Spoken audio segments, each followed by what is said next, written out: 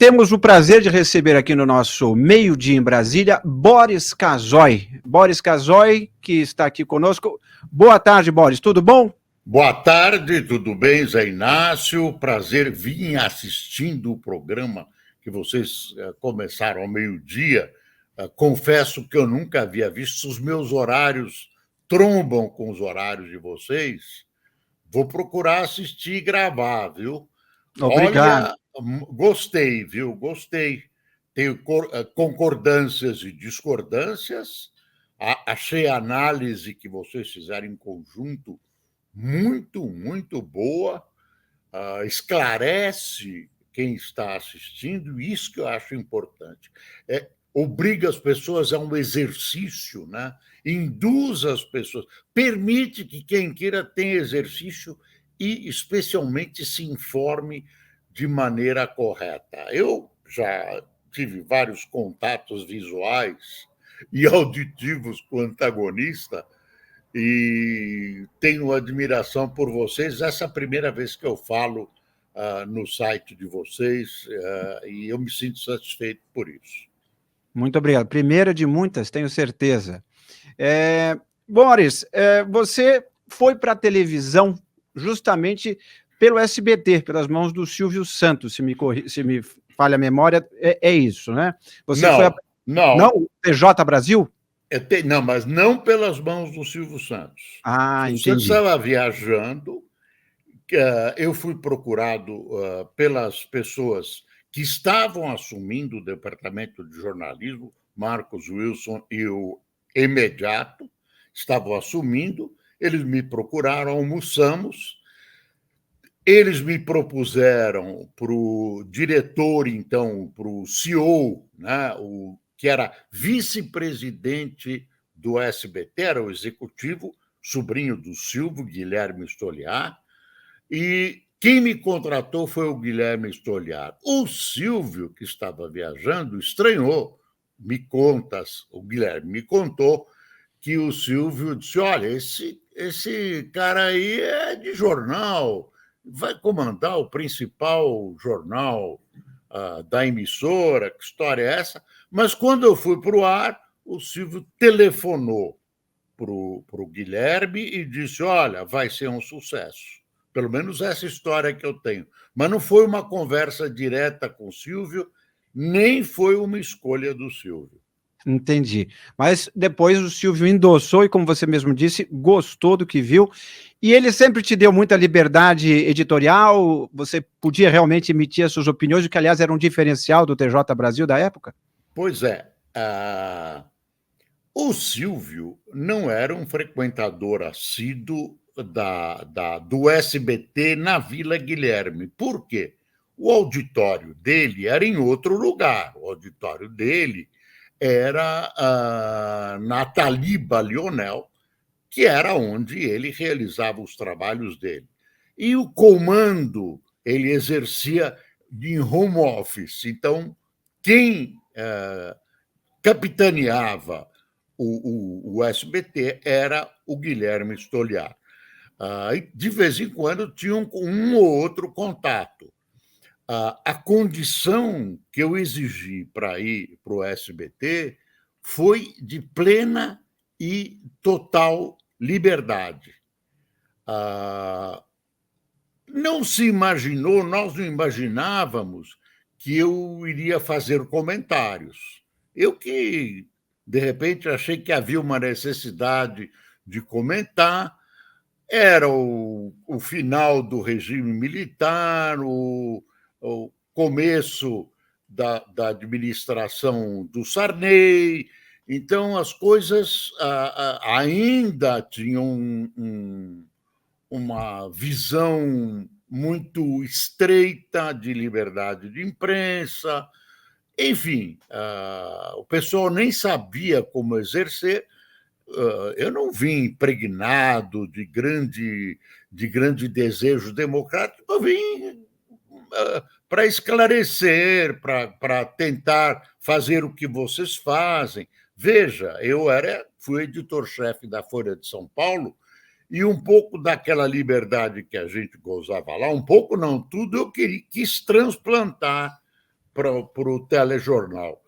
E o Silvio nunca, jamais, em tempo algum, interferiu. Respeitou muito o compromisso que tinha comigo de total liberdade. Eu tive completa e total liberdade no SBT. Os donos das emissoras, a Globo liberou, quer dizer, liberou, mas não liberou tudo. Libera, tem limites, quem assiste aos jornais percebe, mas não é. Mas essa fase da liberdade total eu não vejo mais nas emissoras de televisão. Agora, as pessoas duvidam, mas pode acreditar, olho no olho, eu tive liberdade total. Que bom. É esse tipo de liberdade justamente que transformou o TJ Brasil num. Acho que o primeiro onde tinha o âncora como figura opinativa aqui no Brasil, que era algo que tinha em outros países, mas que no Brasil, creio que você foi o pioneiro na televisão brasileira, né? No Brasil foi na televisão brasileira, uma ótima frase, muito bem construída, diga-se de passagem. Boris. Quer saber? É verdadeira, viu? Pois é. Pois é. E em relação ainda, só para uma pergunta em relação ao Silvio Santos em si, como era a convivência com ele? Como você falou, ele não frequentava tanto a redação, porque eram em locais diferentes, mas como foi a convivência com ele no ponto de vista de homem de negócios, visionário de televisão, e até como pessoa, se você teve um pouco mais de convivência? Olha, como pessoa, ele era uma figura excelente, cumpridor dos seus compromissos, excelente, afável, acessível, conhecia as pessoas pelo nome, enfim, era uma extensão daquela figura que a gente conheceu no palco. Agora, como homem de negócios, eu não vejo o Silvio como um grande homem de negócios. Eu pessoalmente.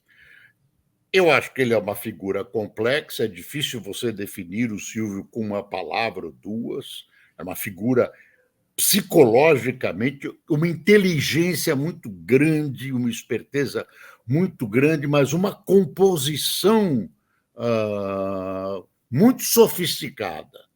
Então, é difícil definir o Silvio, mas ele era um empresário também, porque ele tinha empresas mas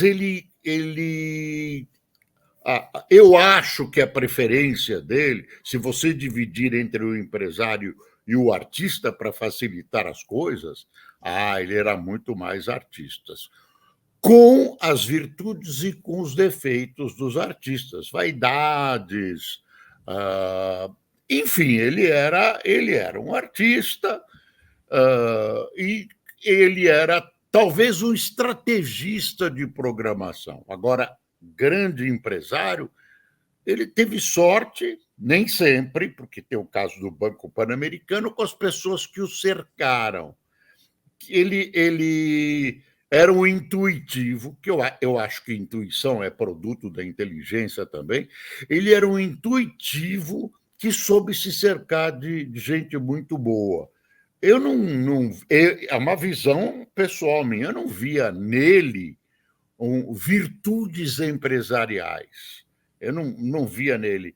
Eu via ele como estrategista de televisão, um grande apresentador, talvez o maior que o país já teve. Ele tinha um nicho dele, né? E tinha titubeava muitas vezes com televisão. A gente sabe que ele tinha idas e vindas, né, abruptas, que, por exemplo, jornalismo. O tipo de jornalismo que nós fazíamos no Telejornal Brasil não era o ideal dele. Ele preferiu o Aqui Agora, que era muito vinculado a ele, e onde ele interferiu. O Aqui Agora era um jornal que tinha uma visão policial, que tinha uma visão jornalística que ele chama, que algumas pessoas naquela época diziam jornalismo popular, como se o Telejornal Brasil não fosse. Era muito popular, mas era denominado jornalismo popular, sangue, um pouco de sexo. Tinha Jacinto Figueira Júnior lá, que é o simbolismo maior do jornalismo popular. O homem do sapato branco. Exatamente, Gil Gomes, enfim, era realmente um approach, uma pegada mais popular, né? Nesse sentido. Popular no sentido de massificado, e não popular no sentido de querido, que certamente isso passa por outros tipos de jornalismo também. Foi um sucesso não comercial. Eu acho que o mercado publicitário, naquela época, tinha certas restrições a vincular suas marcas com esse tipo de programa. Eu não era o campeão de audiência, eu tinha uma boa audiência, que agora tinha muito mais. Mas eu era um dos recordes publicitários da emissora, tinha prestígio suficiente para ser o recordista no campo da publicidade. Mas não era esse o jornal que o Silvio gostaria e tudo.